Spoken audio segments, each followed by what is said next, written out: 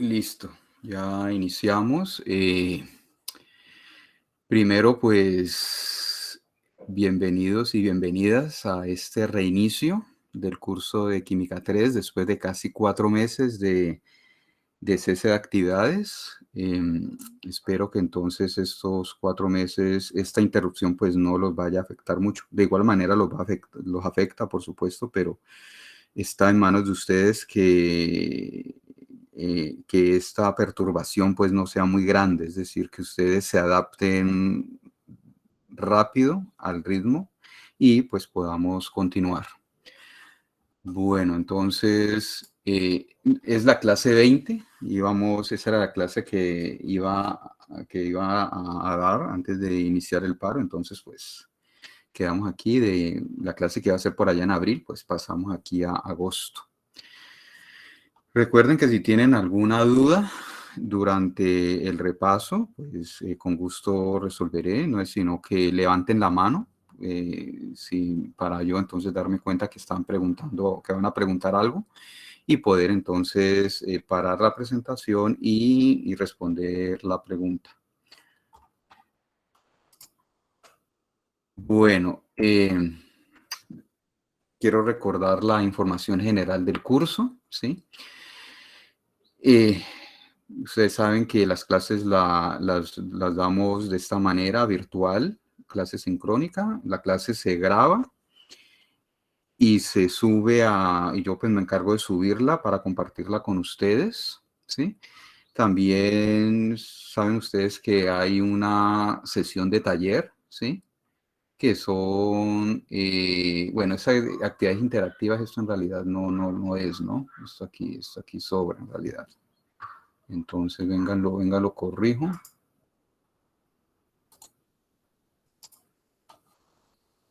Esto de aquí que sesiones interactivas, sesiones de clase magistral, entonces esto no.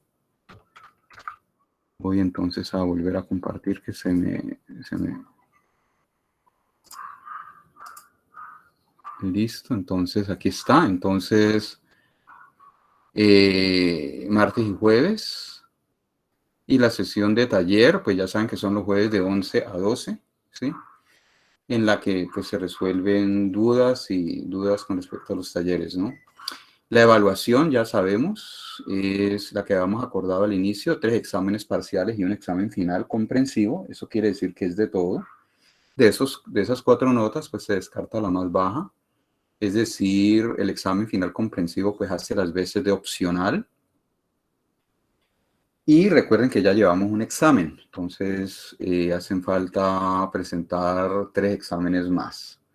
Estamos a puertas de presentar uno, el segundo examen, y los otros 2 se harían ya al final del periodo académico. Recuerden también la bonificación de máximo 6 décimas, que se realizará al examen parcial con nota más baja, ¿no? Eso ya saben que es por participación, bien sea por aportes durante la clase o aportes mediante Classroom, videos, cosas de ese estilo, ya lo hemos discutido, ¿no? Esta bonificación se realiza antes de descartar la nota más baja. Y pues para recordar que no respondo mensajes electrónicos los fines de semana ni festivos, ¿no? Si ustedes me escriben un mensaje electrónico después de las 5 un viernes, pues ya esperan hasta el lunes de la semana siguiente para que yo les responda. A no ser que sea algo extremadamente urgente, pues, por supuesto, ¿no? Que requiera una respuesta inmediata. Eso en realidad, pues, nunca ha ocurrido, pero en caso de darse la situación, pues, yo lo haría, ¿no? Pero yo soy el que decido si es extremadamente urgente, ¿no? Porque lo que de pronto puede ser urgente para ustedes no necesariamente lo es para mí, ¿no? Bueno, otro aspecto que deben recordar es el código de honestidad del curso, ¿no? Recuerden que ustedes firmaron un acuerdo. Es algo así como un acuerdo de honor, ¿no? Entre ustedes y yo, en el que ustedes se comprometen a no hacer fraude durante los exámenes. Es algo muy importante, por favor no lo tomen a la ligera. Me pasó en el primer examen parcial, algunos estudiantes hicieron fraude Entonces ya saben que eso no está bien, ¿no? Ustedes, es decir, el fin no justifica los medios, que por ganar un curso ustedes hagan trampa, ¿no? Eso es una cuestión muy importante que deben ustedes educarse desde este momento a no hacerlo, ¿no? A ser capaces de responder por sus actos y de asumir las consecuencias por cualquier omisión, ¿no? Porque no hayan estudiado o algo así, ustedes tienen que madurar en ese aspecto, ¿no? Entonces, es un llamado para que, por favor, ese pacto de honor que hicimos lo cumplan, ¿no? El hecho de que yo no los vea físicamente no significa que ustedes no vayan a tener ese sentimiento de responsabilidad y de honor hacia alguien, ¿no? Bueno, ya el examen parcial, la fecha, tendría 2 fechas tentativas, ya decidimos, el martes 31 de agosto o el jueves 2 de septiembre, ¿sí? De 9 a 11, por supuesto, y pues el examen va a tener la misma modalidad del examen pasado. Entonces ya ustedes recordarán pues cómo se hizo, ¿no? Entonces ya ustedes me dirán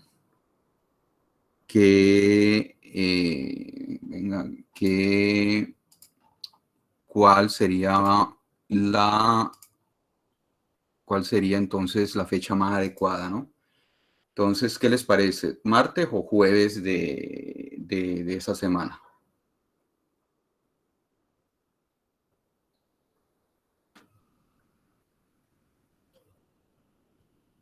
Bueno, por aquí veo en el chat que pues, un gran número de estudiantes estaba diciendo el jueves, ¿no? Bueno, entonces hagámoslo de esa manera, ¿no? Entonces, hagámoslo para que termine el jueves 2 de septiembre, entonces. La fecha del examen sería esta, no es martes 31, sino jueves 2 de septiembre. Ya entonces me encargaré, vamos a hacerlo aquí de una vez para que quede. Entonces sería el jueves 2 de septiembre de 9 a 11. Listo, entonces para que lo tengan presente, jóvenes.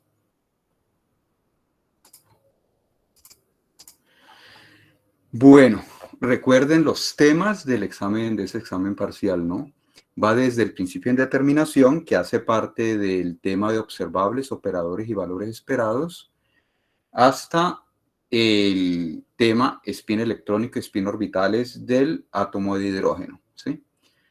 Ya el tema interacción spin órbita y momento angular total, que es el último tema del capítulo 2, átomo de hidrógeno, ya quedaría para el tercer examen parcial. Bueno, recuerden la bibliografía, el material bibliográfico básico, ¿sí? Las presentaciones de las clases, el libro de Garrett y Chamizo, Estructura atómica en enfoque químico, y el fragmento del capítulo 8 de las notas del profesor Julio César Arce. Bueno, que ya lo subí desde hace meses. Bueno, ¿alguna pregunta hasta aquí?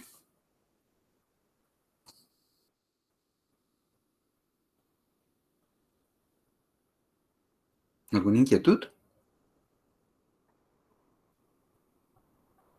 Bueno, parece ser que no hay inquietudes. Entonces, para recordar, ya que pues siempre 4 meses es un tiempo ya considerable, entonces de pronto se le ha olvidado un poco el por qué este curso, ¿sí? Entonces, para que recuerden los objetivos general y específicos del curso, ¿sí? El objetivo general, pues ya saben, es prepararlos a ustedes en lo que es estructura atómica y estructura molecular, lo que es enlace químico, ¿sí? Para los cursos que ustedes van a ver más adelante en química orgánica, inorgánica y química cuántica. Y también pues otras aplicaciones que se ven, por ejemplo, en análisis industrial, el análisis instrumental, perdón. Y los específicos, pues que ya saben ustedes, familiarizarse con los conceptos básicos de la mecánica cuántica, ¿sí? sobre todo los conceptos aplicados a la estructura de átomos y moléculas, ¿sí? También comprender el concepto de orbital atómico, orbital en general, orbital atómico y orbital molecular, porque son conceptos centrales en la química. Y mucha de la interpretación que se hace a nivel microscópico de las sustancias químicas, del comportamiento de las sustancias químicas, se hace mediante esta noción de orbital, ¿no? Y también que ustedes vean, también puedan identificar de alguna manera las limitaciones de las teorías que se trabajan en la química, ¿no? Tanto las teorías clásicas como la teoría estructural clásica, que aún se sigue utilizando, como también la teoría cuántica, porque también la mecánica cuántica aplicada a la química, pues tampoco es la teoría definitiva de la materia, ¿no? Es la que en este momento es la más aceptada y la que más éxito ha tenido, pero igual también, como toda teoría, pues va a tener sus limitaciones. Entonces, la idea es que ustedes también aterricen lo que son las teorías en la ciencia, ¿no? Ninguna teoría tiene una verdad revelada, ¿no? Una verdad que va a ser siempre válida a lo largo de los siglos, ¿no? Eso no ocurre en la ciencia. Bueno, entonces, este es el contenido del curso. Ya el primer capítulo lo tratamos, estamos ya terminando el segundo capítulo, nos falta un pedacito y ya. Y después seguimos con estos dos. Ya por cuestión de tiempo, no creo que vaya a poder llegar al tema de moléculas poliatómicas. Sin embargo, en moléculas diatómicas, pues vamos a ver todas las teorías subyacentes en moléculas. Por tanto, la extensión a moléculas poliatómicas va a quedar más sencillo si ustedes después lo van a requerir. Pero las bases de la estructura molecular sí las voy a dar y va a ser en el tema de moléculas diatómicas, ¿sí? Bueno, entonces voy a hacer primero un repaso del capítulo 1 para poder hacer la conexión con el capítulo 2 y ustedes no se sientan tan perdidos. El fin es rescatar estas ideas y esos conceptos importantes de la mecánica cuántica que se utilizan en el átomo de hidrógeno y pues más adelante en átomos multielectrónicos y en moléculas diatómicas. Recuerden que si tienen alguna duda, alguna inquietud, pueden escribirlo en el chat o si van a hablar por el micrófono, pues pueden levantar la mano. Ustedes ahí tienen el símbolo de levantar la mano, entonces lo pueden utilizar en caso de que requieran preguntar algo. Bueno, entonces el primer comportamiento cuántico, estos son los resultados de aprendizaje que antes se llamaban objetivos, pero a raíz de cómo ahorita se conciben los microcurrículos de los cursos, entonces se habla ya de resultados de aprendizaje, ¿sí? Entonces es en últimas lo que ustedes a estas alturas ya deben tener, ¿sí? Porque ya vimos este capítulo, ¿no? Y incluso ya lo evaluamos, ¿no? En caso de que les haya ido mal a algunos en la evaluación, pues igual no los exime de que tengan presentes estos resultados de aprendizaje. Primero es que ustedes tengan esa familiaridad con los conceptos y terminología básicos de la mecánica cuántica, ¿no? Si yo les hablo de función de onda cuántica, ustedes ya deben entender eso que significa, por ejemplo, ¿no? También saber interpretar esa función de onda cuántica, ¿no? Es decir, qué información me da de un sistema físico, ¿sí?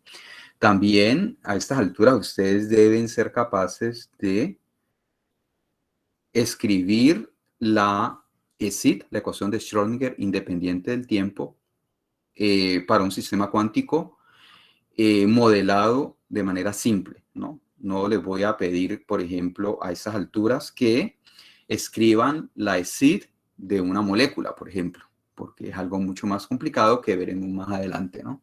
Pero sí para sistemas, para modelos simples, por ejemplo, el modelo de partícula en una caja unidimensional o el modelo de partícula en el perímetro de una circunferencia, ¿no?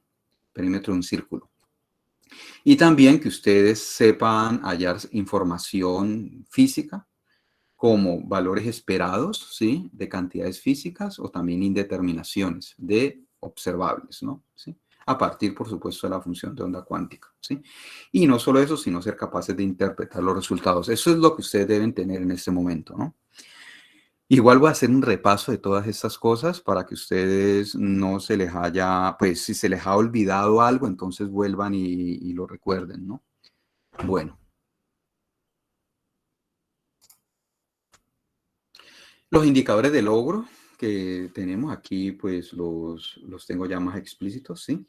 Nosotros vimos en las clases toda la información que nos permite resolver, que nos permite tener estos indicadores resueltos, ¿no? O cumplidos, ¿no? Entonces la idea es que ustedes lo vean, vean cada frase y sepan de qué se está hablando ahí, lo relacionen con lo que se ha visto en el curso, ¿no? Es importante. Por ejemplo, el primero, ¿sí? Ser capaz de reconocer los interrogantes que plantean la ley periódica de los elementos y la teoría estructural clásica molecular, que es lo que da origen, pues, a la mecánica cuántica, que es la motivación, pues, para ver la mecánica cuántica, y así sucesivamente, ¿no? Si por alguna razón ustedes leen un indicador de logro y ven que no lo han cumplido, pues ya está en ustedes estudiar de la manera adecuada para poder cumplir con el indicador. Pero eso, pues, por supuesto, es tarea de ustedes, ¿no? Si por alguna razón se sienten inseguros en alguno de estos indicadores y quieren que yo los guíe o que les dé, o que, sí, en últimas que les explique algo que no están confusos, pues para eso son las sesiones de taller y podemos hacerlo, no hay ningún problema, ¿no? Así este tema ya se haya evaluado, yo igual puedo resolver dudas también de este tema, ¿no? No hay inconveniente. Porque recuerden que los temas se van construyendo, ¿no? No es que porque ya estemos en el capítulo 2, lo que aprendimos en el capítulo 1, que ya evalué, no se vaya a necesitar, ¿no? En realidad, el capítulo se basa en lo que se aprendió en el capítulo 1. Entonces, si tienen aún dudas en términos de indicadores de logro o en términos de lo que sea del capítulo 1, pues pueden preguntar sin ningún problema. Bueno, entonces estos fueron los temas de ese capítulo, ¿no? Recuerden que el propósito o el resultado de aprendizaje de este capítulo, uno de ellos es familiarizarnos con toda una gran cantidad de conceptos que aparecen aquí, ¿no? ¿Sí? Fuera, pues, de otros, ¿no? Entonces, todos esos resultados de aprendizaje están, están inmersos en estos temas. Lo mismo los indicadores de logro a cumplir, ¿no? No los voy a leer porque pues ya los vimos y todo y pues ya ustedes lo deben conocer. Bueno, entonces el primero de ellos, la teoría estructural clásica, fue lo que vimos. Y en últimas, ¿qué fue lo que yo hice allí? Así fue como iniciamos el curso, ¿no? Lo que yo hice fue mostrarles el estado de la química en términos conceptuales en el siglo XIX, ¿no? Podríamos decir que teníamos como dos pilares, podemos decirlo, ¿no? La ley periódica de los elementos y la teoría estructural clásica, ¿no? Entonces, veíamos que pues ambos pilares pues planteaban interrogantes, ¿sí? Que a la luz de la química del siglo XIX y de las teorías de la materia del siglo XIX, pues no se podían resolver, ¿no? Por ejemplo, ¿por qué hay ese comportamiento periódico de los elementos? ¿Qué es lo que origina lo que llamamos la valencia de los átomos? Es decir, el poder de combinación de un átomo con otro, ¿sí? Y la teoría estructural clásica que habla de la geometría de las moléculas, si en realidad esas geometrías existen, ¿no? Entonces, veíamos que a la luz de las teorías de la materia del siglo XIX, estos interrogantes no se podían resolver y se requirió un cambio un cambio en la manera de pensar la materia, ¿no? Que dio origen o que fue originado más bien por una nueva teoría, que es la mecánica cuántica, ¿sí? Entonces, ustedes que se están formando como químicos, la mecánica cuántica es la que provee la base del comportamiento del objeto de estudio de los químicos, que son las sustancias, ¿no? Entonces, si ustedes quieren entender por qué las sustancias tienen determinado comportamiento, hay que apelar al comportamiento cuántico, ¿sí? Bueno, entonces también les mencionaba que ese comportamiento cuántico se ve reflejado en las propiedades de la luz y la materia, ¿no?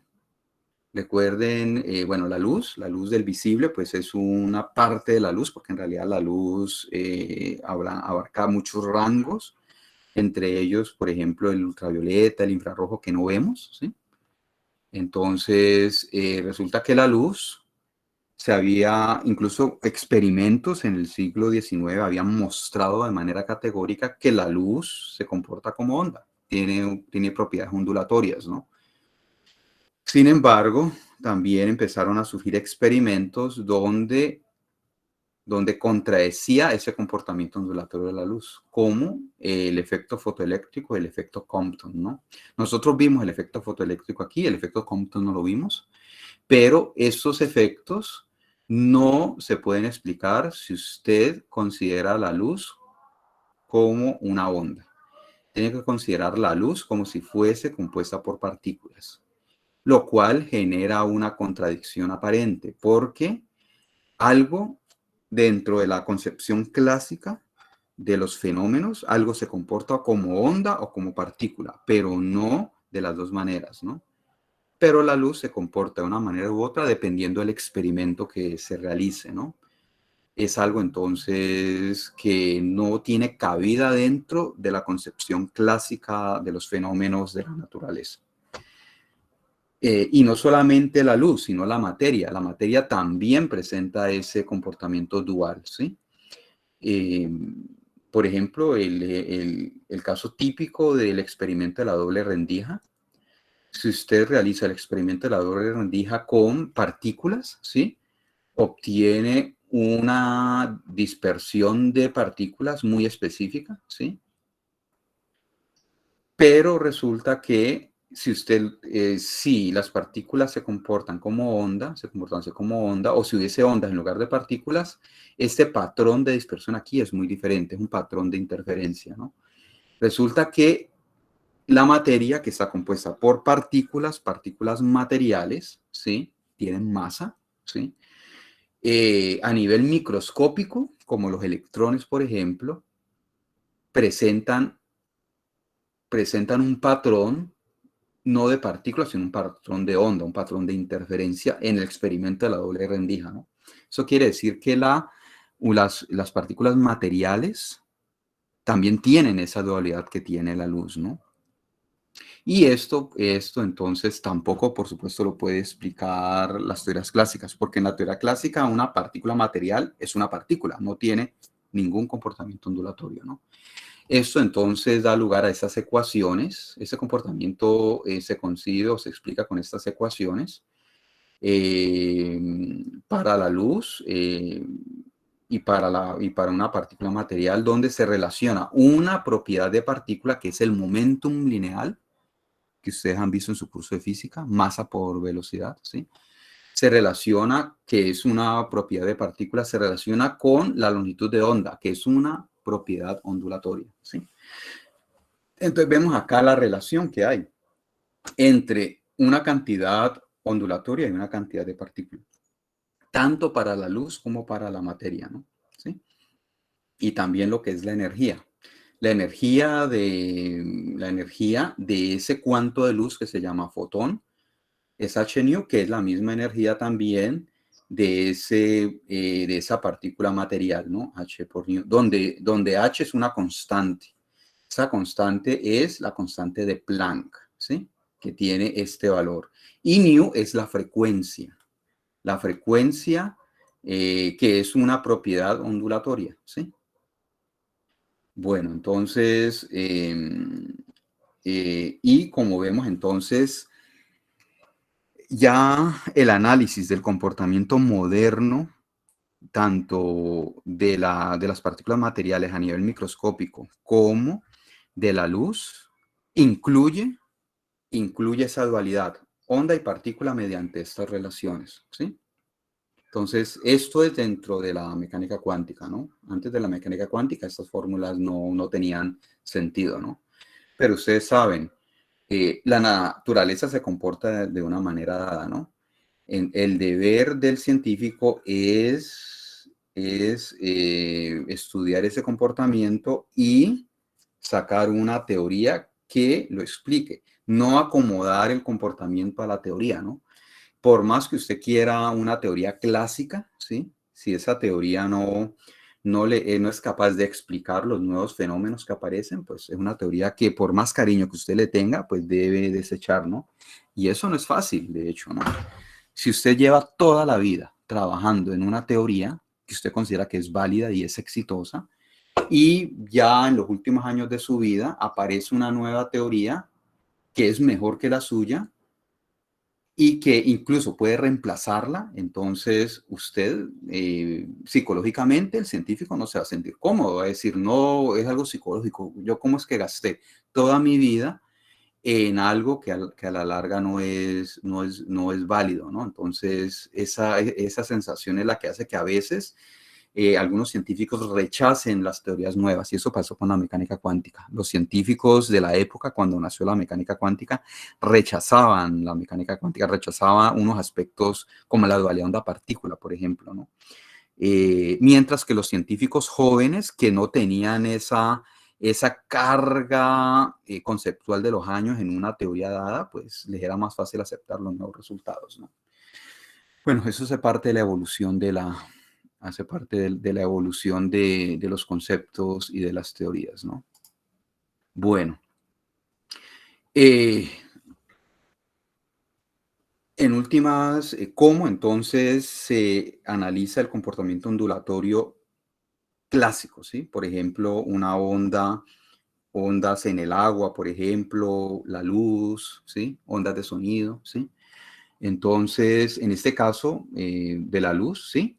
Entonces, en el experimento de la doble rendija, que es como el experimento que permite diferenciar el comportamiento clásico, el comportamiento, perdón, de onda y de partícula, ¿sí?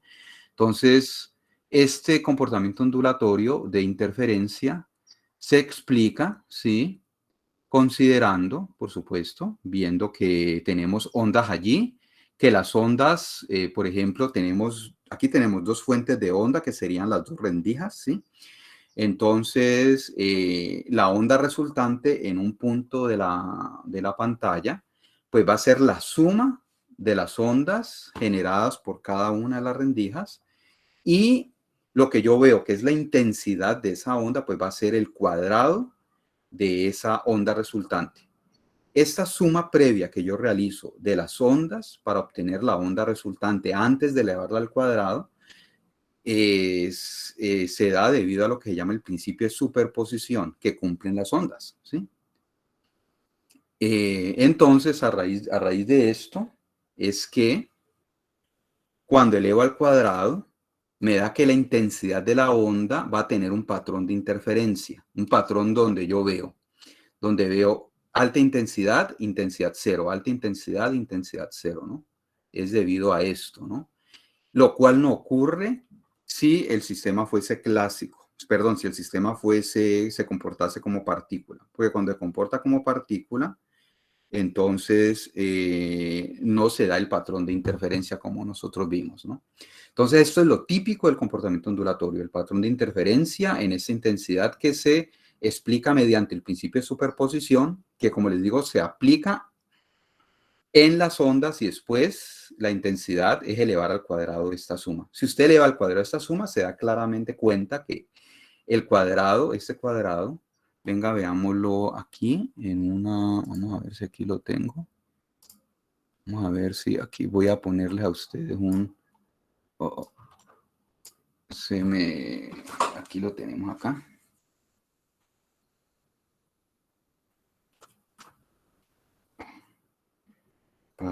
Para mostrárselos de manera un poco más detallada, un poco más clara. Vamos a ver si esto funciona o no. Un momentico que creo que acá...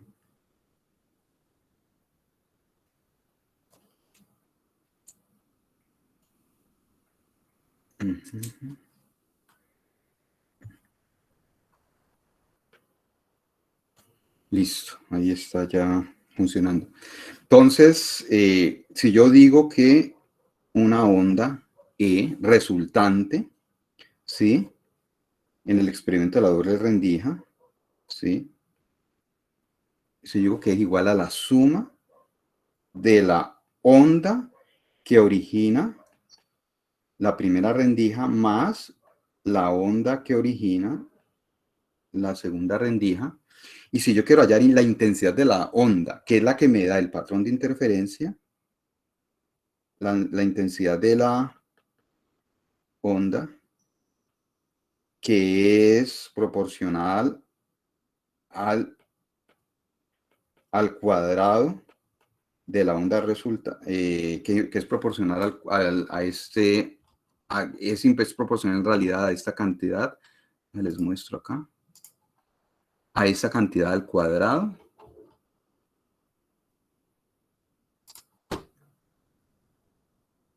Entonces ustedes van a ver que esto, pues que va a ser igual a esto.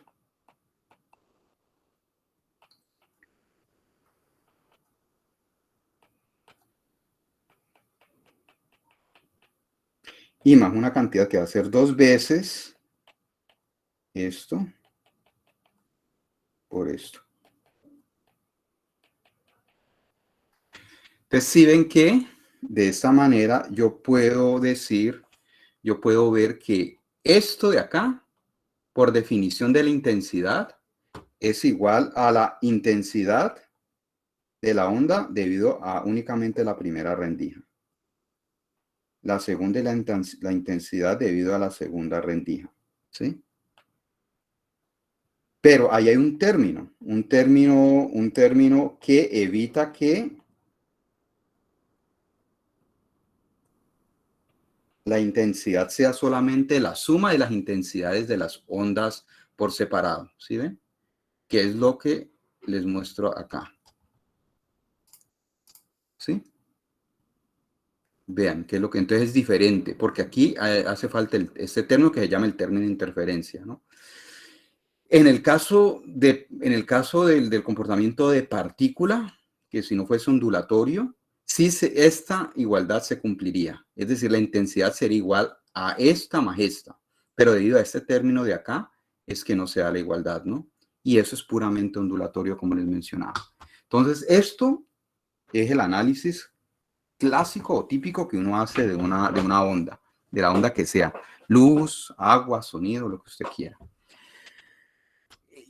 Pero ya sabemos que la materia también tiene comportamiento ondulatorio. Si usted hace el experimento de la doble rendija, como lo vimos con electrones, también aquí se ve la acumulación de electrones en el detector y se ven regiones claras, que es donde hay una mayor acumulación de electrones, y regiones oscuras, donde la acumulación de electrones es poca. Entonces se ve el patrón de interferencia también, como ustedes lo ven aquí.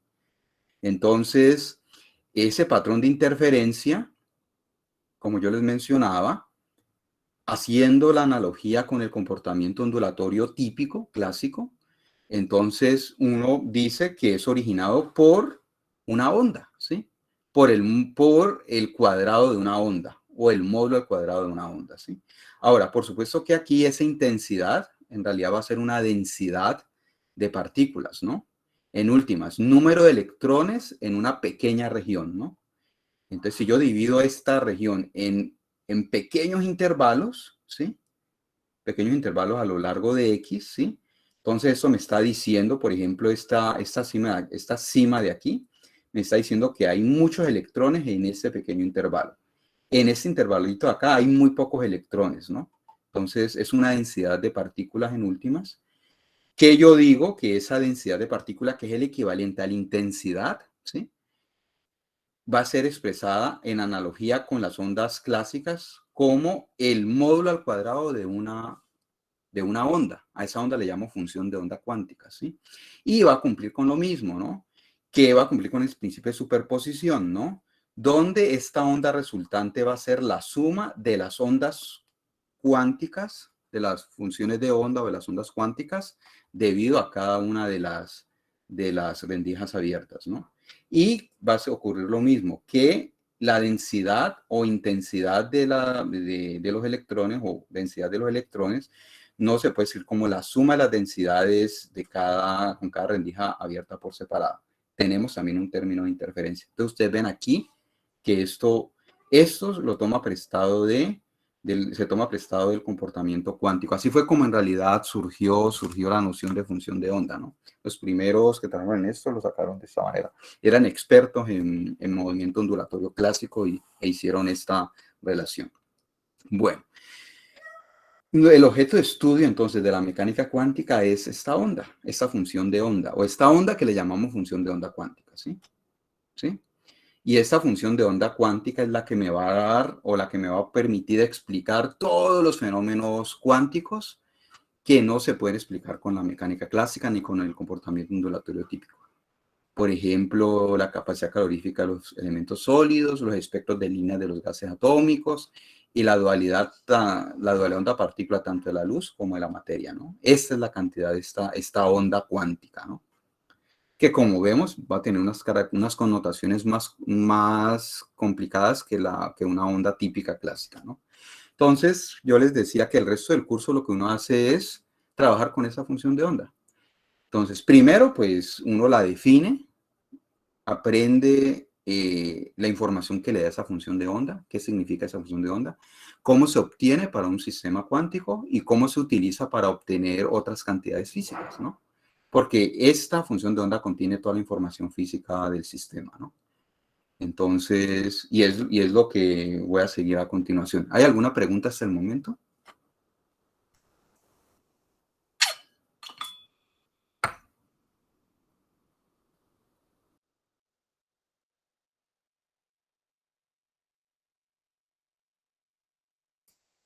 Bueno, parece ser que no hay preguntas, entonces continuemos con el repaso.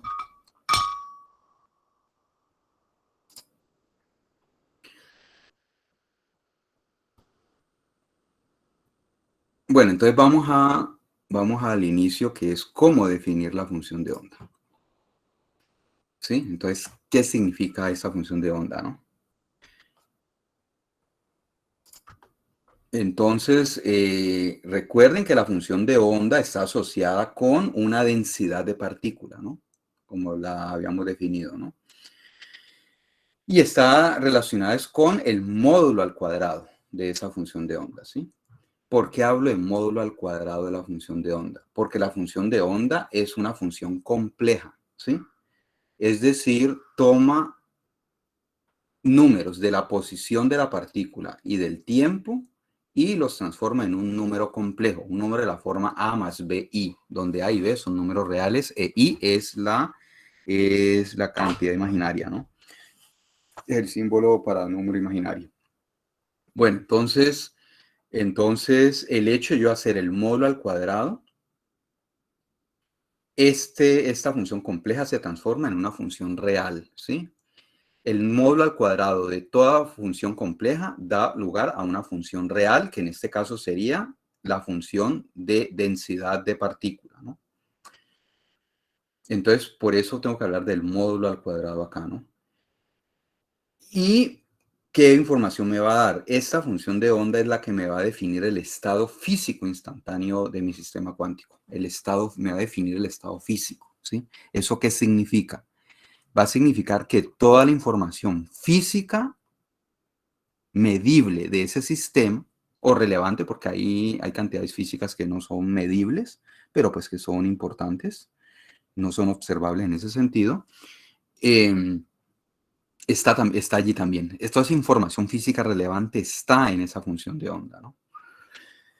Tiene una interpretación de probabilidad, ¿sí? ¿Sí?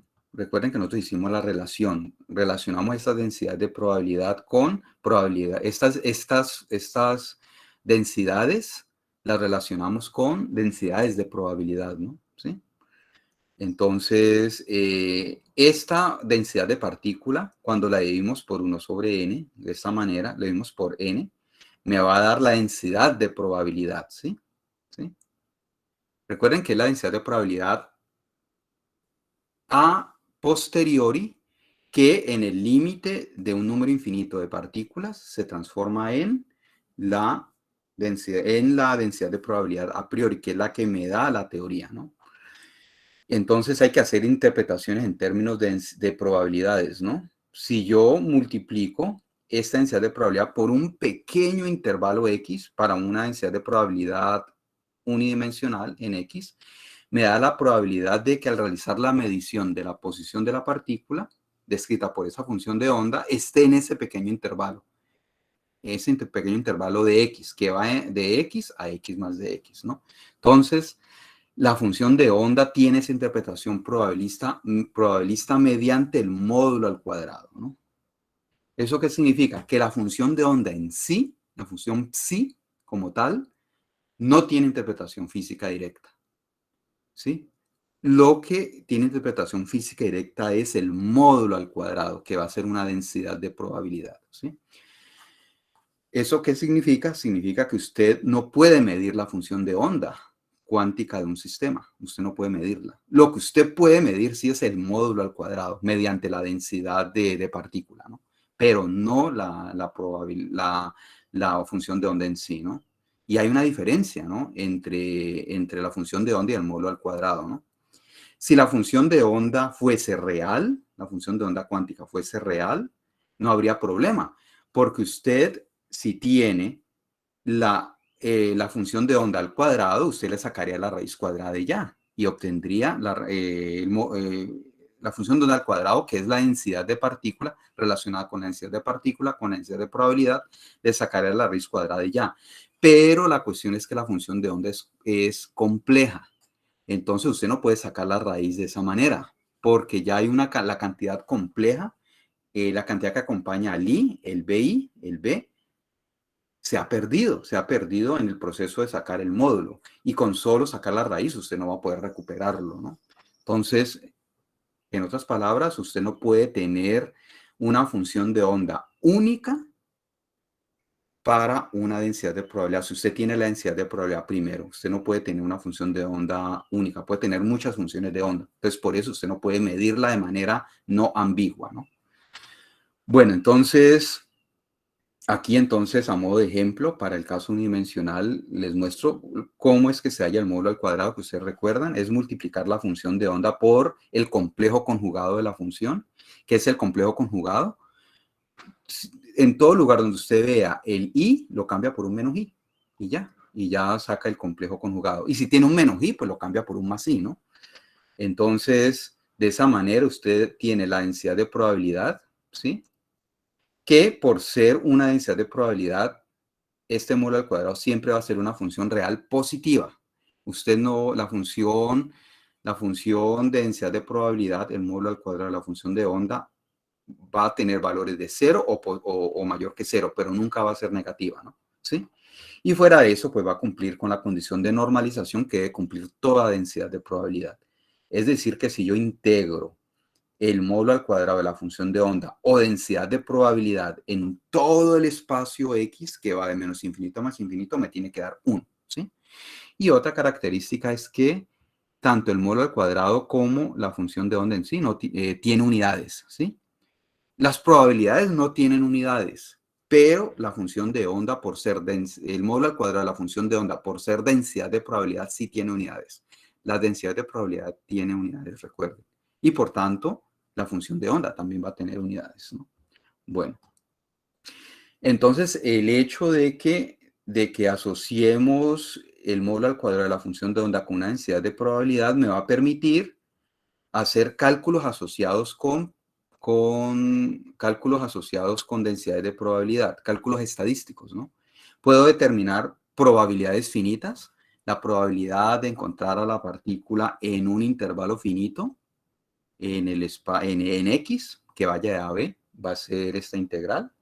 O también puedo calcular el valor promedio, que en mecánica cuántica se llama el valor esperado, ¿sí? De un sistema cuántico, el valor esperado de la posición, por ejemplo, mediante esta integral de acá, ¿sí? O también el valor esperado de cualquier función que dependa de x, por ejemplo, x al cuadrado. También lo puedo hallar, ¿no?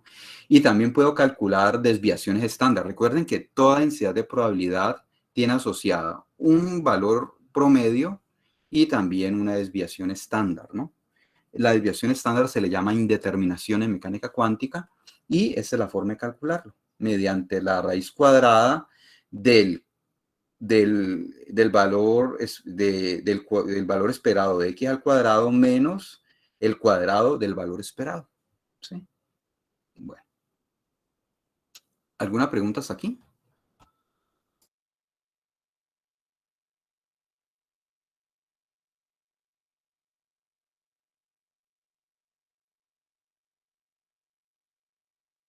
Bueno, continuemos. Para que ustedes entonces recuerden muy bien ese significado de la función de onda y cómo se interpreta, ¿no? Entonces hacemos la comparación con una partícula clásica. Ah, bueno, Diego Alejandro tiene una pregunta.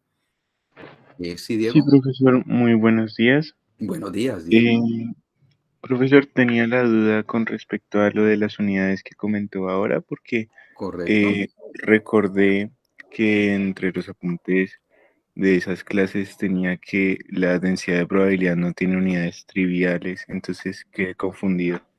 Ah, de pronto fue un error mío utilizar, no tiene unidades triviales, y por eso se confundieron algunos de ustedes. Unidades triviales significan unidades sencillas, ¿sí? Unidades muy fáciles, no necesariamente, porque va a depender del sistema cuántico y del número de partículas que tenga el sistema cuántico en últimas, ¿no? Entonces, usted no puede esperar que la función de onda tenga, por ejemplo, o el módulo al cuadrado, que es la densidad de probabilidad, tenga, por ejemplo, unidades de 1 sobre volumen, por ejemplo, ¿sí? De 1 sobre volumen. Puede ser, dependiendo del número de partículas, puede ser una unidad de volumen que sea más complicada, que sea entonces con un exponente mayor. Va a depender de eso, ¿sí? Eso significa no tiene unidades triviales, ¿no? No significa que no tiene unidades, ojo, no unidades triviales, no unidades muy sencillas, sino que pueden ser unas unidades complicadas dependiendo del sistema en el que usted trabaje. ¿Sí me hago entender, Diego? Sí, señor, muchas gracias. Bueno, de nada, Diego. Y para el resto, ¿no? Para el resto, para que lo tengan presente, ¿no? Voy de hecho a cambiar, esto sí, no me había percatado que podría causar confusión. Voy a hacer esa corrección para quitar la palabra unidades triviales y dejar nomás que no tiene que tiene unidades para evitar esta confusión. Bueno, continuemos a ver. ¿Alguna otra pregunta?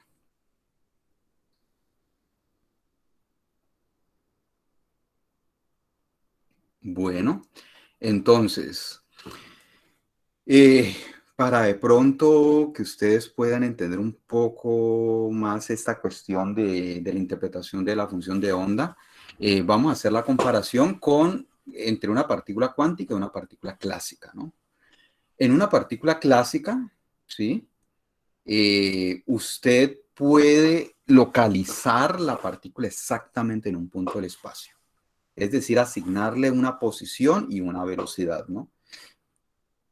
Lo cual pues es resultado de la experiencia. Por ejemplo, si usted va a un laboratorio, me imagino que lo han hecho en los laboratorios de física, no sé, donde usted hace el seguimiento de una bolita o algo así, usted puede hacerle el seguimiento a la bolita, saber la posición de la partícula de la bolita en un tiempo específico, si usted está viendo el tiempo con un cronómetro a partir de un tiempo inicial, y usted también puede calcular la velocidad, por ejemplo, tomando dos fotos en un intervalo de tiempo muy corto de la bolita, ¿sí? Sabiendo ese intervalo de tiempo. Entonces usted ya conoce la posición de la partícula en tiempo 1, posición de partícula en tiempo 2, hace el cociente de la diferencia de la posición y la diferencia de tiempo y le da la velocidad. Si ese intervalo es muy pequeño, el intervalo de tiempo es muy pequeñito, entonces usted va a obtener la velocidad instantánea, la velocidad justo en el punto X. Es algo que uno hace, ¿no? Entonces, en principio, si la partícula es clásica, usted puede localizarla en un punto específico con precisión arbitraria y con velocidad arbitraria también, ¿sí? No tiene ningún problema. ¿sí? Ya la precisión puede depender del instrumento de medida, ¿no? Pero en el caso cuántico no ocurre así. En el caso cuántico, usted tiene que la partícula en realidad no va a estar localizada en un solo punto. La partícula es como si estuviese deslocalizada, que lo representa de alguna manera. Así es como si estuviese deslocalizada en el espacio, en este caso en X, ¿no? ¿Sí? Entonces, ¿usted cómo cuantifica esa deslocalización, no? Eso, o qué es lo que significa esa deslocalización. Como les dije acá, si yo realizo la medición, si yo le tomo una foto a la partícula, en el caso clásico, en un tiempo t, yo sé que la voy a encontrar en un punto específico, por ejemplo. En el caso de la partícula cuántica, no. Si yo le tomase la foto a la partícula, si quisiese detectar la posición de la partícula, en un momento la podría encontrar en ese tiempo, aquí, o acá, o acá, o acá. La podría encontrar en un rango de posiciones, ¿no? Que va más allá de la incertidumbre de la medición, ¿no? Entonces, ¿qué sucede si yo realizo muchas mediciones de la posición de la partícula, habiendo preparado, por supuesto, mi partícula cuántica en el mismo estado cuántico, con la misma función de onda?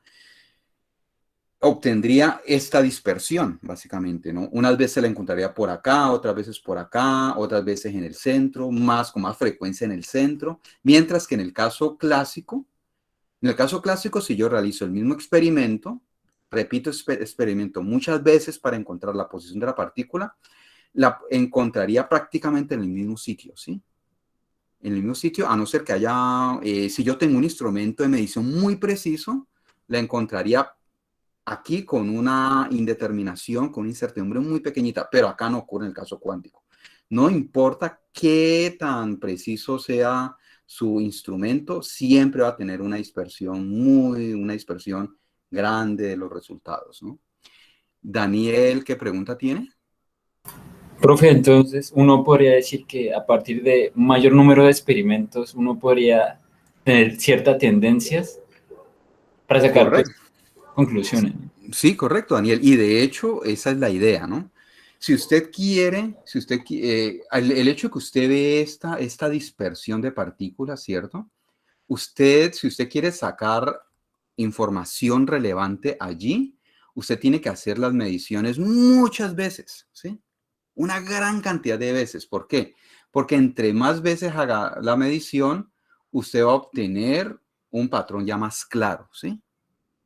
Es más o menos como lo que pasa con el experimento de la doble rendija con partículas, ¿no?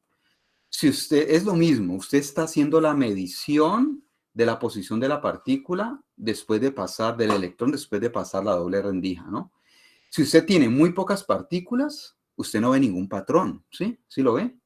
Pero si usted ya tiene muchas partículas acumuladas en el detector, sí ya ve el patrón claro de la distribución, de la función de distribución de probabilidad, ¿sí?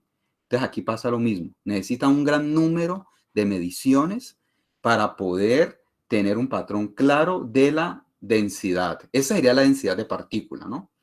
Que usted sabe que la densidad de partícula, si usted divide la densidad de partícula, que es de n de x, en cada intervalo pequeño de x por n, le va a dar la densidad de probabilidad, que es justamente el módulo al cuadrado de la función de onda. Entonces, este módulo al cuadrado de la función de onda va a ser en realidad cuando el número de mediciones es infinito en últimas, ¿no? Pasaría algo como ese estilo, venga, le muestro. Aquí realizamos un gran número de medición de partículas y entonces empiezo a acumular los resultados en este histograma. Este histograma que me está diciendo. Recuerden, vea, yo dividí todo el espacio en pequeños intervalos delta X, ¿sí? Lo que yo hago es contar el número de partículas acumuladas en cada intervalo. Y yo empiezo a notar que cuando tengo muchas partículas, veo que cuando he hecho la medición con muchas partículas, veo que tengo una acumulación muy grande justo en ese intervalo. Y a medida que me alejo de este intervalo, la acumulación de partículas va siendo menor, ¿sí? Si yo ya realizo una medición de un infinito número de partículas, esto va tendiendo, y el intervalo se va reduciendo cada vez más, va tendiendo a una función continua, ¿sí? A una curva. Esta función continua, esta curva, es el módulo al cuadrado de la función de onda, ¿sí? La mecánica cuántica me da esta predicción, me da la predicción de la curva naranja, ¿sí? Es como si fuese la densidad de probabilidad a priori, ¿no? Y el experimento que yo estoy realizando, medir la posición de la partícula en muchos experimentos, me da la densidad de probabilidad a posteriori, que son este histograma. Pero usted ve cómo el histograma va tendiendo a esta curva. Si yo reduzco el intervalo a 0, tiende a 0, y el número de mediciones es infinito, va a tender a la envolvente de esta curva, a esta curva. ¿Sí me hago entender, Daniel Alejandro? Sí, profe, gracias. Bueno, de nada. Bueno, ¿alguna otra pregunta?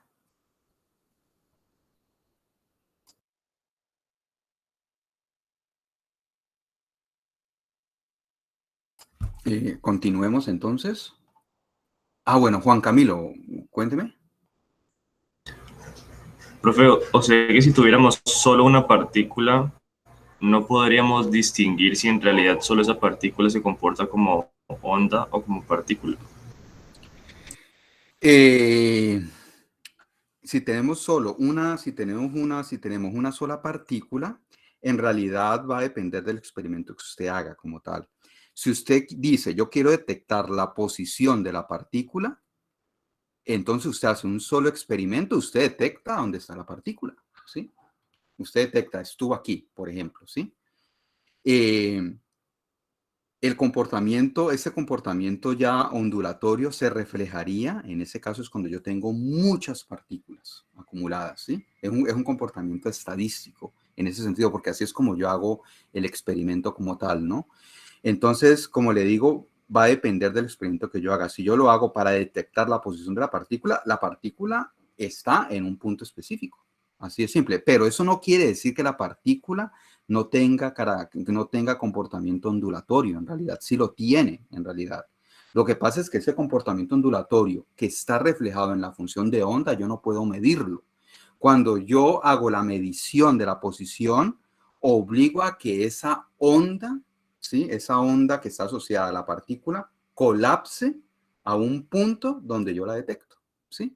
Sería básicamente así. Entonces, para yo poder detectar este comportamiento ondulatorio, yo lo que hago es medir, puedo hacerlo de dos maneras. Una manera es tener muchas partículas, ¿sí? Que es como lo que suele ocurrir en realidad. En realidad yo voy a tener muchas partículas, todas preparadas en el mismo estado cuántico, y lo que hago es capturar la estadística y me va a dar esto. O tengo la misma partícula y lo que hago es hacer la medición preparando la partícula cada vez en el mismo estado cuántico, ¿sí? Y de esa manera tendría la misma partícula y le haría la misma medición a la misma partícula, pero asegurándome que la partícula quede, después de hacer la medición, vuelva a quedar en el estado inicial, porque el estado se afecta de acuerdo a la mecánica cuántica. Y de esa manera, entonces, yo puedo obtener este comportamiento. Pero vuelvo y lo digo, la partícula como tal, individual como tal, tiene comportamiento ondulatorio, solamente que usted no puede medirlo directamente, ¿sí? A no ser que haga experimentos del tipo que le mencioné.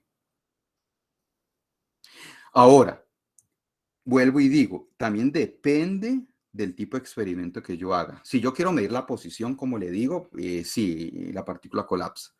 Pero yo puedo también, por ejemplo, tener una situación, por ejemplo, tener un electrón atrapado en una cajita de potencial, por ejemplo, cajita de potencial unidimensional, pero no de altura infinita, sino que la altura sea finita y que no sea tan alta, ¿no? Que no sea tan grande la altura.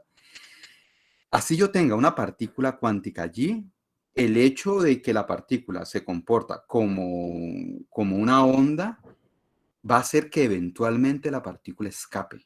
La partícula la voy a tener ahí dentro y eventualmente va a haber una probabilidad de tenerla afuera, va a poder escapar, ¿sí? Así yo tengo una partícula. Ese sí es el reflejo de que la partícula tiene comportamiento ondulatorio.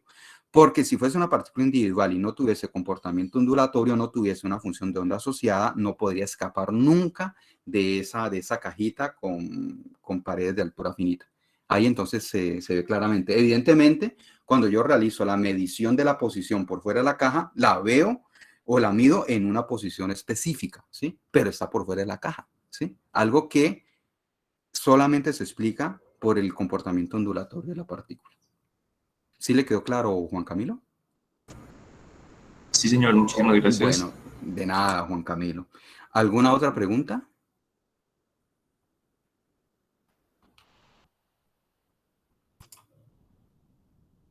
Bueno, entonces, lo único que yo puedo obtener, el hecho de que haya de que haya asociada una deslocalización en la posición de la partícula, ¿sí? Y que haya asociada una densidad de probabilidad, yo no puedo hablar de la posición exacta de la partícula, como en el caso clásico. Lo único que yo puedo hablar es de un valor promedio de la posición o valor esperado y una indeterminación o incertidumbre en la posición de la partícula, ¿sí? Son las cantidades que entonces, en términos de las cuales yo voy a poder hablar en realidad, ¿no? Bueno. Listo, entonces eso ya es cómo definir la función de onda, qué es lo que significa y qué información contiene. Ahora, ¿cómo se obtiene esa función de onda? ¿Sí? Entonces, esa función de onda se obtiene, ¿sí?, mediante una ecuación, ¿sí?, que es similar a la ecuación que gobierna las ondas clásicas, ¿no? Entonces, esa ecuación, que es una ecuación cuántica, ¿sí?, da lugar a lo que se llama la ESID, ¿no?, que es la que en realidad nosotros vamos a trabajar, la ecuación de Schrödinger independiente del tiempo, ¿no? ¿Sí? Es una ecuación de onda para ondas estacionarias, como ustedes recuerdan. Sale el análisis de ondas estacionarias clásico, ¿no? Y es la ecuación de onda que nos va a interesar a nosotros. ¿Por qué? Porque nosotros vamos a tratar energías potenciales independientes del tiempo. Cuando tenemos energías potenciales independientes del tiempo, resolver la ESDT, que es la ecuación general, la ecuación de Schrödinger, dependiente del tiempo, se reduce a resolver la ESIC, ¿sí?, la independiente del tiempo, ¿no? Entonces, por eso nomás nos concentramos acá y, de hecho, no nos va a interesar mucho la función de onda con la dependencia en el tiempo. Nos va a interesar nomás la función de onda, la parte espacial de la función de onda, que es la que usted obtiene cuando resuelve la ESID. Cuando resuelve la ESID, obtiene la parte espacial de la función de onda y obtiene la energía. Con estas dos construye la función de onda solución de la ESDT, ¿sí?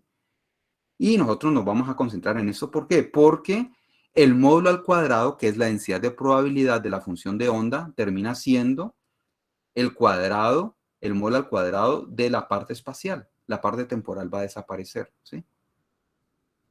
Listo. Entonces, es la ecuación que gobierna entonces las funciones de onda. La ecuación de Schrödinger dependiente del tiempo, que se reduce a la ecuación de Schrödinger independiente del tiempo para los casos que tratamos en este curso.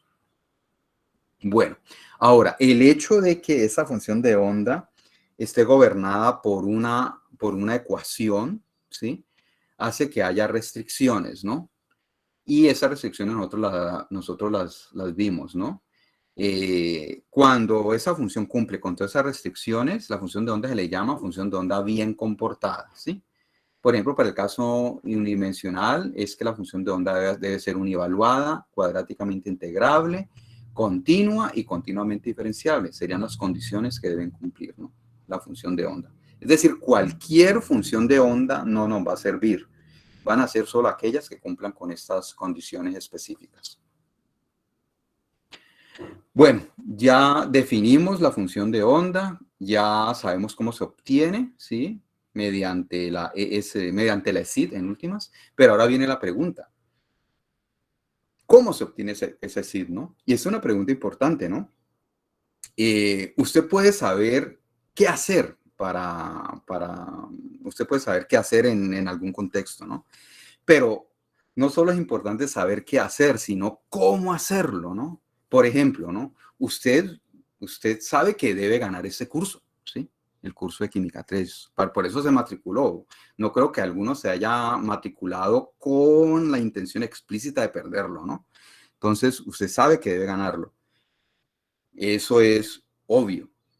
Pero lo realmente importante es qué debo hacer, es decir, cómo voy a ganar el curso, en realidad, qué es lo que debo hacer para ganarlo, en realidad, ¿no?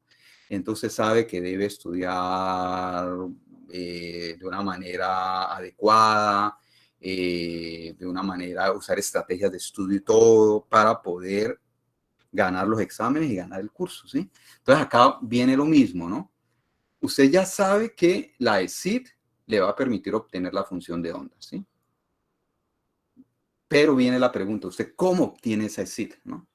Entonces yo les di como una especie de receta, ¿no? Para poder obtener la ESID que usted va a resolver y cuya solución le va a dar la función de onda, usted entonces primero debe encontrar la función energía potencial, ¿sí? Entonces, y eso va a depender del sistema cuántico del cual usted esté trabajando.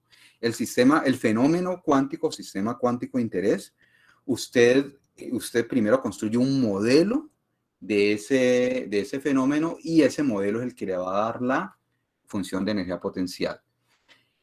Esa función de energía potencial le va a dar lo que se llama las condiciones de frontera, ¿sí? Porque las condiciones de frontera son las que le va a permitir resolver la ESID. Vean la forma de la ESID. La forma de la ESID le dice que usted necesita la función de energía potencial. Ya una vez la tiene, el hecho de que esta es una ecuación diferencial de segundo orden en la posición implica condiciones de frontera para resolverlas. Entonces usted necesita dos condiciones de frontera. Con esas condiciones de frontera la resuelve y halla las funciones de onda que satisfacen esa ESID, ¿sí? ¿Cómo resuelve la función, cómo resuelve la ESID? Pues va a depender de qué tan complicada sea la ESID. Si la ESID es muy sencilla, existen métodos analíticos de ecuaciones diferenciales que le permiten obtener la respuesta exacta analítica. Pero si es muy complicada, tiene que apelar a métodos numéricos para obtener esa solución aproximada, ¿no? Bueno. Ejemplo, partícula en una caja unidimensional, ¿sí? Y donde podemos ver cómo se aplica todo esto. Entonces, yo les mencionaba que este modelo es un modelo para fenómenos físicos, por ejemplo, como los que vemos acá, ¿sí? Donde la energía potencial es una energía potencial ficticia. Esta energía potencial no existe en la realidad, ¿no? Donde usted define en un intervalo de 0 a L, usted dice que la energía potencial es constante, vale 0, y por fuera vale infinito. No existe, esa energía potencial es ficticia. Ningún sistema cuantomecánico, ningún sistema físico real va a tener una energía potencial infinita. La energía potencial puede ser muy alta, pero nunca va a ser infinita, ¿no? Entonces, así es la forma como se escribe la función de energía potencial, como les digo, para qué fenómenos se pueden estudiar con esta energía potencial, y lo que usted hace es resolverla. Como esta ecuación, la ESID que surge no es tan complicada, usted la resuelve utilizando los métodos que vimos y obtiene una función espacial ondulatoria en el espacio, no en el tiempo, porque pues esta es la parte espacial, ¿no? Y obtiene también las energías, ¿sí? Entonces hay unas características interesantes cuando usted analiza tanto la función de onda como la energía. Si usted analiza las funciones de onda solución, va a ver que entonces se asemejan a ondas estacionarias, ¿sí? ¿Sí? Bueno, pero eso es lo de las funciones. Primero vamos a ver lo de las energías. Va a haber características en la energía. Primero, cuantización de la energía, ¿sí? Es decir, la energía no puede tomar cualquier valor, ¿sí? Y está gobernada la energía por un número que llama número cuántico, ¿sí? Va a haber una energía, la energía menor posible de este sistema cuántico no va a ser 0, como sí podría ser para el caso de la partícula clásica. En una partícula clásica sometida a esta energía potencial puede tener energía 0, la partícula cuántica no, tiene una energía mínima, ¿sí? Que se llama energía de punto 0, recuerden. Y a esa energía mínima le llama energía del estado fundamental, porque el estado de menor energía se llama estado fundamental y el resto son estados excitados. Primer estado excitado, segundo estado excitado, tercer estado excitado y así sucesivamente, ¿no? También hay unas características en términos de las diferencias de energía entre estados adyacentes que va aumentando a medida que n aumenta, ¿sí? Con respecto a las funciones de ondas espaciales, era lo que yo les decía, se asemejan a ondas estacionarias, ¿sí? Y a estas ondas se les llama estados ligados, ¿no? A los estados, esos estados cuánticos le llaman estados ligados porque son estados que representan partículas que están atrapadas. Una partícula que está atrapada en este pozo de profundidad infinita, ¿sí? Y que las funciones se pueden clasificar como pares o impares con respecto al centro de la caja, todo ese tipo de cosas, que va a tener nodos, todo eso que vimos anteriormente, que ustedes ya recuerdan, ¿no? Bueno, lo mismo, ahora, esto es las funciones de onda, ahora yo puedo sacar la densidad de probabilidad, que es el módulo al cuadrado, o el cuadrado de la función de onda, y ya ustedes saben cómo interpretar esto, ¿no? En qué regiones es más probable encontrar la partícula, en qué regiones es menos probable. Los circulitos verdes son las regiones donde es más probable encontrar la partícula, los circulitos rojos las regiones donde es menos probable encontrarla, y así sucesivamente. Bueno, ¿alguna pregunta hasta aquí?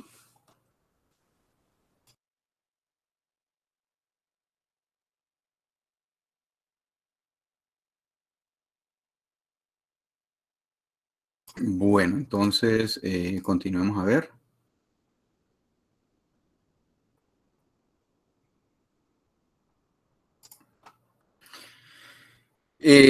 Listo, entonces todo bonito hasta aquí. Ya sé que este modelo me da estas cantidades, pero ¿yo cómo puedo corroborar esto en realidad, no?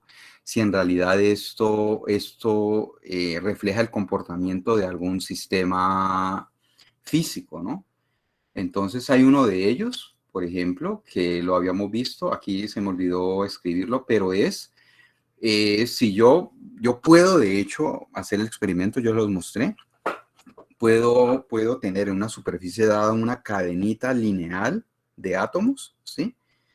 Y puedo estudiar las densidades de partícula de un electrón que está deslocalizado en esa cadenita lineal, ¿no? Puedo hacer la medición de haciendo la medición en donde encuentro al electrón, ¿sí? Puedo obtener esas densidades de partícula que son densidades de probabilidad, ¿no? Y si ustedes recuerdan, no lo tengo acá, pero ustedes lo tienen en las presentaciones que había dejado, ustedes ven que se obtienen, ¿sí? Densidades que son muy parecidas a estas curvas que me da la mecánica cuántica, ¿no? Cuando resuelvo este modelo, ¿no? Entonces, es una muestra que efectivamente esto ocurre en la realidad. Venga, veo si... Vamos a ver si lo puedo obtener. Vamos a ver eso en qué clase está. Vamos a ver si...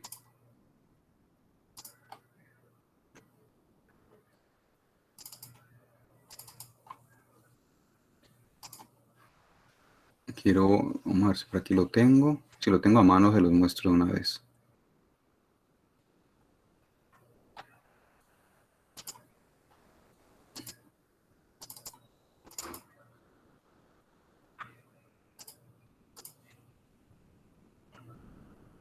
Eso.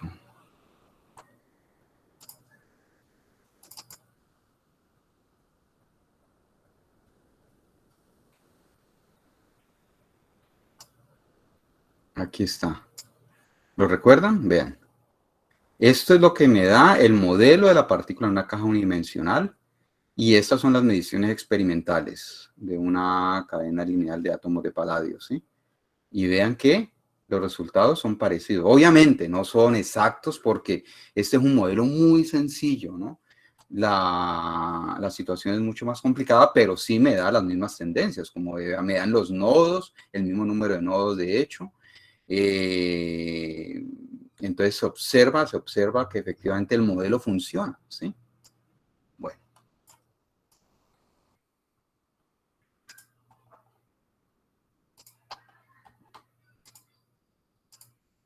Perdón, esto fue lo que ya... Bueno, entonces ahora, bueno, es una manera entonces de ver que efectivamente la mecánica cuántica funciona, de hecho. Pero hay otra manera de hacerlo, ¿no? Es mediante lo que se llaman los espectros de los átomos y las moléculas, ¿no? Y para eso se requiere estudiar la interacción entre la luz y la materia, ¿sí? Entonces habíamos visto que hay una serie de fenómenos involucrados cuando se da esa interacción, ¿no? Los fenómenos que nos interesan más que todo aquí son los fenómenos de absorción y de emisión, ¿no? El fenómeno de absorción es cuando mi sistema cuántico, ¿sí? Mi partícula cuántica, absorbe energía del fotón, de un fotón, y al absorber energía pasa de un estado cuántico a otro, ¿sí? Supongamos, si yo tuviese el de la partícula en una caja unidimensional, ¿sí? Esos son los estados de energía. Si la partícula está aquí y absorbe un fotón con justo esta diferencia con energía que sea justo para pasar de aquí para acá, pasa de aquí a acá. No puede absorber un fotón que tenga energía intermedia, porque esos son los únicos valores posibles de la energía del electrón, ¿no? Entonces pasaría de aquí a acá, o de aquí a acá, o de aquí a acá, o de aquí a acá, como quiera, pero entre esos niveles, ¿no? Entonces, eso es una absorción, ¿no? Que ocurre en átomos y moléculas, porque en los átomos y en las moléculas los electrones están confinados, ¿sí? Están atrapados, entonces van a tener niveles discretos de energía. Recuerden eso, siempre que ustedes tengan una partícula cuántica confinada, ¿sí? Como los electrones en un átomo o en una molécula, siempre que ocurre eso, las energías que van a caracterizar a esas partículas van a estar cuantizadas, ¿no? Y aquí entonces ocurre, ¿sí? Ocurre que entonces el electrón puede absorber ese fotón siempre y cuando la energía del fotón absorbido sea justo la diferencia de energía para pasar de ese estado a este de acá, ¿no? A eso se le llama transición, una transición electrónica, si es electrón, ¿no? Si es un electrón el que está absorbiendo, ¿no? Entonces sufre una transición en este caso. Pero también se puede dar una emisión. Si el electrón o la partícula cuántica está en un estado de mayor energía, puede pasar a un estado de menor energía, liberando un fotón justo con la energía que sea la diferencia entre estos dos estados, o debido al paso de un fotón que tenga justo esa energía también, ¿no? Entonces, si lo libera por sí solito, se llama emisión espontánea. Si lo libera debido al paso de un fotón, se llama emisión estimulada, ¿sí? También se llama una transición, ¿no? Una transición puede ser de absorción o puede ser de emisión. Existen otros fenómenos ópticos que no vimos porque yo les dejé tarea, ¿no?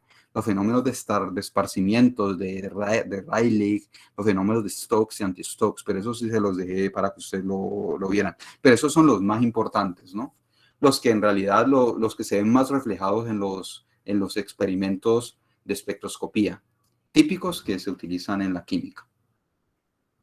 Bueno, entonces, y este es el resultado. Si usted tiene una muestra de una sustancia, bien sea en estado gaseoso o en estado líquido, disuelto en un solvente dado, hexano o agua, usted hace pasar luz, ¿sí? A través de la muestra y analiza la luz que sale al otro lado por un espectrofotómetro y usted va a ver una serie de picos, ¿sí? Estos picos, ¿sí? Son el resultado de las transiciones que hay entre esos estados cuánticos, ¿sí? La anchura de los picos, pues va a ser el reflejo de emisiones espontáneas, por ejemplo, principalmente en la fase de vapor, o va a ser el reflejo también de interacciones con el solvente si estamos en fase líquida, por ejemplo, ¿no? ¿Sí? Entonces, lo importante es esto, ¿no? Que los picos son el resultado de transiciones entre estados cuánticos de mi partícula, ¿no? Y aquí lo vemos ya en este diagramita de energías y comparándolo con el espectro. Entonces, supongamos que si yo tengo un espectro de líneas, un espectro de emisión de líneas, ¿sí? Entonces, esta línea del espectro que está reflejando en realidad uno de estos picos, ¿sí? Eso es lo que yo mido experimentalmente. Yo lo explico mediante este diagrama de energías, donde digo que hay una transición desde un estado a otro, y esa transición hace que se libere un fotón con una energía tal, y ese fotón es el que yo capturo en mi detector y que le puedo medir la longitud de onda determinado, la frecuencia, y que me da este espectro dado, ¿sí? Entonces, si yo tengo una sola línea, pues yo voy a tener una transición. Si tengo varias líneas, pues voy a tener varias transiciones, ¿no? Ahora, si yo tengo una línea, también puedo tener diferentes transiciones, pero con la misma diferencia de energía, para que me dé la misma energía del fotón, ¿no? Entonces, pero aquí estamos en el caso simple, donde solamente hay una sola transición, ¿no? Entonces, si tengo tres transiciones entre estados diferentes, con diferencias de energía diferentes, pues voy a tener tres líneas, ¿no? Recuerden, esto es el experimento, eso es lo que yo mido experimentalmente. Esto que tengo acá es el resultado de la teoría. Eso es la teoría. Y con esta teoría yo explico esto mediante estas transiciones, ¿no? ¿Sí? Entonces no vayan a confundir el experimento con la teoría en realidad, ¿no? Estos diagramas de energía yo los construyo a partir del resultado experimental, o los construyo a partir de la teoría y después corroboro si son ciertos mediante la medición experimental. Bueno, eso lo aplicamos de hecho a un sistema de interés que es un polieno conjugado cuasilineal. Recuerden que los polienos son cadenas de átomos de carbono que tienen enlaces dobles y simples alternados, ¿no? Si la cadena es lineal, no es ramificada. ¿Ustedes están viendo ya química orgánica o aún no?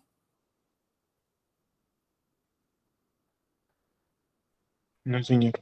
Aún no. Bueno, cuando vean química orgánica van a ver de esto, van a ver las cadenas lineales, cadenas ramificadas, todo esto. Entonces, la cadena lineal es que cada átomo de carbono está unido nomás a un átomo de carbono a un lado y otro átomo de carbono a otro lado.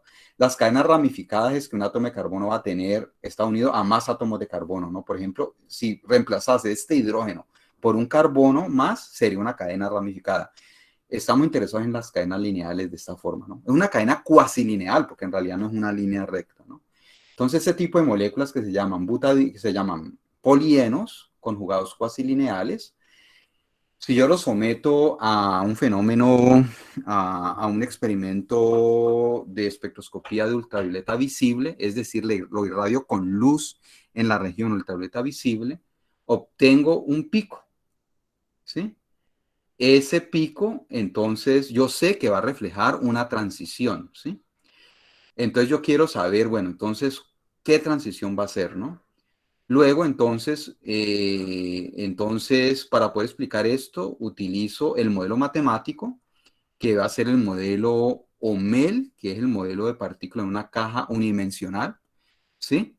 Que va a describir unos electrones especiales dentro de la molécula que se llaman electrones pi, ¿sí? Entonces, identifico el aspecto relevante del fenómeno, que son esos electrones pi de la molécula, que son los que absorben la luz del ultravioleta visible, y modelo esos electrones mediante el modelo OMEL, ¿sí?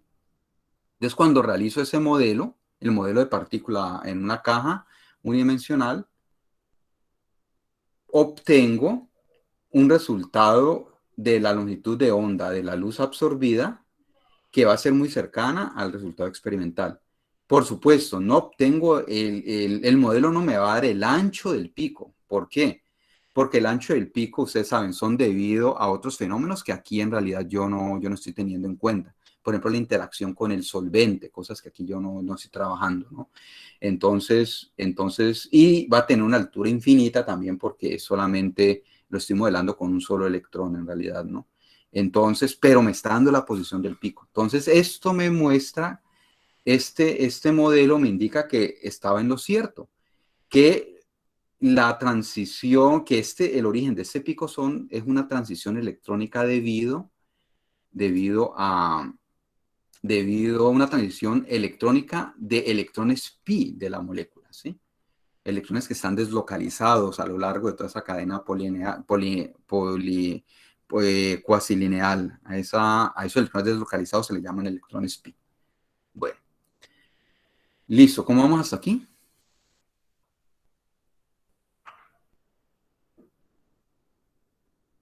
Bueno, continuemos. Y por último, cómo usar esa función de onda, ¿no? Es decir, en últimas, yo sé que la función de onda tiene toda la información física relevante, entonces, ¿cómo extraer esa información de allí, no? Eso quiero decir cuando digo que cómo usarla, ¿no? Entonces, ¿cómo hago para extraer la información física medible de esa función de onda, ¿no? Entonces, se requiere un aparato matemático especial para hacerlo, ¿no? Ese aparato matemático involucra operadores, ¿no? Operadores cuantomecánicos, ¿sí? Entonces, lo que yo digo es que a cada observable, recuerden que un observable es una propiedad física medible de mi sistema, no importa si sea cuántico o clásico. Entonces, a ese observable, para poderlo analizar en mecánica cuántica, le tengo que asociar un operador cuantomecánico. Un operador, recuerden que es una operación matemática que transforma una función en otra función. Entonces, y esos operadores tienen una característica especial, que deben ser lineales, ¿no? Es decir, cumplen la propiedad de linealidad que aquí se las muestro, ¿no? Entonces, por ejemplo, el operador para la cantidad que llamamos energía. La propiedad física energía va a tener un operador que se llama operador hamiltoniano. La energía cinética, el operador de energía cinética, la energía potencial, operador de energía potencial, la propiedad momentum lineal, el operador momentum, y para la posición, que es una cantidad medible, pues va a ser el operador momentum, el operador, perdón, posición, ¿no? Y hay una regla para poder uno construir esos operadores cuantomecánicos que ya ustedes recordarán. Bueno, entonces lo primero que tengo que hacer, asignarle a ese observable un operador. Y la mecánica cuántica me dice que los valores propios de ese operador cuantomecánico correspondiente a esa cantidad física medible u observable son los únicos valores que yo puedo obtener, ¿sí? Los valores propios. Entonces, por ejemplo, si yo, ahora, bueno, estos serían los valores propios, son los únicos valores posibles. Y la función de onda, ¿sí? Asociada con, o la función de onda propia asociada con ese valor propio, va a ser, va a ser una cantidad importante si yo preparo el estado del sistema con esa función específica, ¿no? Recuerden que esta es una ecuación de valor propio. Una ecuación de valor propio, ¿qué es? Es si yo hago que el operador actúe sobre una función y eso me da un número, un valor constante, puede ser positivo o negativo, pero real, multiplicado por la misma función, tengo una ecuación de valor propio, que al resolverla me da los valores propios, que son los valores posibles de la medición, y las funciones propias que me van a servir si yo preparo el estado cuántico en esa función. Por ejemplo, bueno, Juan Camilo tiene una pregunta. A ver, Juan Camilo. No, profe, pero era ahorita que termines esto. Bueno. Yo estaba viendo algo y me preguntaba que por qué aquí trabajábamos con funciones y no con vectores. Es que existen diferentes formas de trabajar la mecánica cuántica, ¿no? Existen también, está el tratamiento de funciones de estado, ¿no? Perdón, de trabajar la función de estado como vector de estado, ¿no? Es otra manera de trabajar. Pero esta manera de trabajar es una de las tantas formas, una de las tantas formulaciones de la mecánica cuántica que funciona. ¿Por qué es útil? Porque uno asocia el comportamiento cuántico con comportamiento ondulatorio que uno ve en los experimentos. Igual los otros tratamientos, el tratamiento, por ejemplo, de mecánica matricial, por ejemplo, el tratamiento con vectores de estado le va a arrojar el mismo comportamiento, pero es un comportamiento más abstracto, ¿no? Donde todo se reduce, por ejemplo, a resolver ecuaciones matriciales, por ejemplo, ¿no? Entonces, pero le da el mismo resultado como tal, ¿no? Pero acá, a este nivel, la mecánica ondulatoria le da mayor relación con el comportamiento ondulatorio que se observa de estos fenómenos. Por eso es que uno lo trabaja de esta manera. Pero sí es cierto, existen otras maneras de hacerlo. ¿Sí le queda claro, Juan Camilo? Sí, señor, muchas gracias. Bueno, de nada. Todo depende en últimas ya cuando uno hace investigación en mecánica cuántica, Todo depende en últimas del sistema para trabajar, ¿no? En realidad cuando uno trabaja con sistemas cuantomecánicos, uno lo que hace es, por ejemplo, trabajar con matrices, en realidad, ¿no? Porque resulta ser más eficiente a veces los cálculos, en realidad, ¿no? Entonces uno lo hace con matrices si el sistema lo amerita, o a veces si el sistema lo amerita, uno resuelve la EXIT, ¿sí? Son maneras, como le digo, equivalentes de trabajar. Le da el mismo resultado en últimas. Bueno, entonces sigamos a ver. Entonces, ahora, todo esto, lo que son funciones propias, todo esto, todo este aparato matemático se conserva, se va conservando también cuando uno trabaja mecánica matricial también. Bueno, entonces, ¿qué es lo interesante? Supongamos que yo defino el estado cuántico con una función de onda específica que yo sé que es función propia de un operador dado. Entonces, esto me va a permitir predecir el valor de la cantidad física si yo la mido, porque va a ser el valor propio correspondiente. En ese caso, yo digo que el observable está completamente determinado, ¿sí?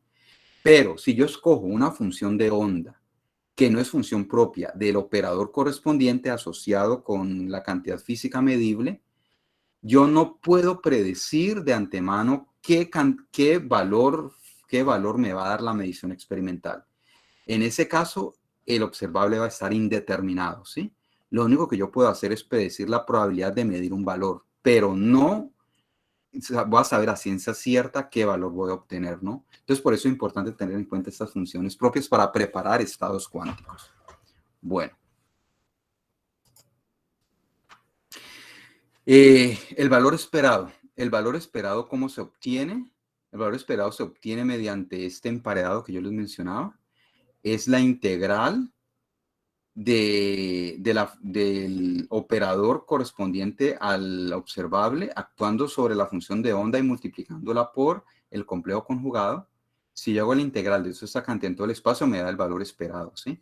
Aquí lo vemos como ejemplo en la partícula en una caja, ¿sí? Entonces, si la partícula en la caja está descrita por el estado fundamental psi1, ¿sí? Entonces, y si yo quiero, por ejemplo, saber de antemano cuál es la posición de la partícula, no va a poder saberlo porque la función de onda psi1 no es función propia del operador posición, ¿sí? Entonces yo sé que voy a tener esa información probabilista, pero sí puedo hallar la densidad de probabilidad que va a ser el módulo al cuadrado de la función de onda y voy a poder obtener el valor esperado que en este caso sería L medios, ¿no? Y también voy a poder obtener indeterminaciones, que sería la desviación estándar mediante esta fórmula de acá, ¿sí? También voy a poder obtener esto, ¿sí? Entonces, y eso pues me va a dar información, que entre más grande sea la caja, pues la indeterminación de la partícula, de la posición de la partícula va a ser mayor y así sucesivamente. ¿Alguna pregunta hasta aquí?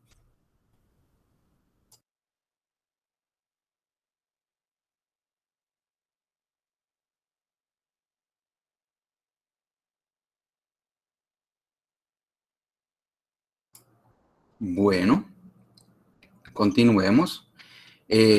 Por último, el principio, bueno, Diego Alejandro, ¿qué pregunta tiene? Profesor, ¿podría devolver la diapositiva? ¿Aquí o más? No, la que sigue, ¿Esta o esta? esa. Bueno, Em, no, es que mi pregunta iba a ser que por qué aparecía la indeterminación de la posición en vez de la indeterminación de la posición al cuadrado, pero ya vi que está encima. Disculpe. sí está encima, correcto. Bien, Diego. Bueno, por último, pues para terminar ya el día de hoy, ya que hemos ya hecho un repaso más bien largo, el principio de indeterminación, ¿no? Resulta que existe una relación entre ciertas cantidades físicas, ¿no? En la mecánica cuántica. Eso no se da en la mecánica clásica. Por ejemplo, entre la posición y el momentum, ¿no? Resulta que en mecánica cuántica Entre más precisa quiera tener usted la medición de la posición de una partícula, va a tener un costo. Y es que el momentum de la partícula va a ser menos preciso. Si usted quiere aumentar la precisión en la medición de la posición, la precisión del momentum se va a ver deteriorada, ¿sí? A eso se le llama el principio de indeterminación posición-momentum. Y hay una relación entre las dos, que le dice que la indeterminación en la posición multiplicada por la indeterminación en el momentum siempre va a ser mayor o igual a h barra sobre 2, ¿sí? Hay un límite mínimo. Eso no ocurre en la mecánica clásica. ¿Por qué? Porque en la mecánica cuántica, en la mecánica clásica, usted puede medir la posición y el momentum de la partícula o la velocidad de la partícula. Usted la puede medir con precisión arbitraria. El único límite es el límite de la precisión del aparato. Mientras que en mecánica cuántica, no. En mecánica cuántica se va a cumplir siempre esta desigualdad. Que para poder que se cumpla, si usted reduce delta X, delta P tiene que aumentar para poder que se cumpla esta. No se puede reducir al mismo tiempo, ¿no? Entonces, pero resulta que aquí tenemos un H barra. Ese H barra es una cantidad muy pequeña. Recuerden que es del orden de 10 a la menos 34 julios por segundo. Por tanto, en mecánica clásica, ese valor es tan pequeño que usted si tiene una partícula macroscópica clásica, que igual cumple el principio de indeterminación, pero esa cantidad es tan pequeña que para efectos prácticos es como si fuese el valor, como si se pudiese medir X y P de manera exacta, ¿no? En términos experimentales, nunca va a alcanzar, nunca va a tener usted un experimento que le dé una indeterminación, que pueda tener una indeterminación tal, ¿sí? Que cubra, que una indeterminación tal que sea tan pequeña como H barra. Entonces nunca lo va a tener, ¿no? Por eso es que en mecánica clásica o en el mundo macroscópico usted no detecta el principio de indeterminación. Solamente se detecta si la partícula es muy pequeña, como un electrón, por ejemplo, una partícula microscópica. Entonces, dejemos hasta aquí.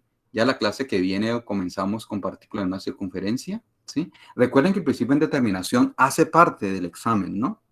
Entonces, ya a partir de ahora voy a tratar temas del examen. ¿Hay alguna pregunta, jóvenes?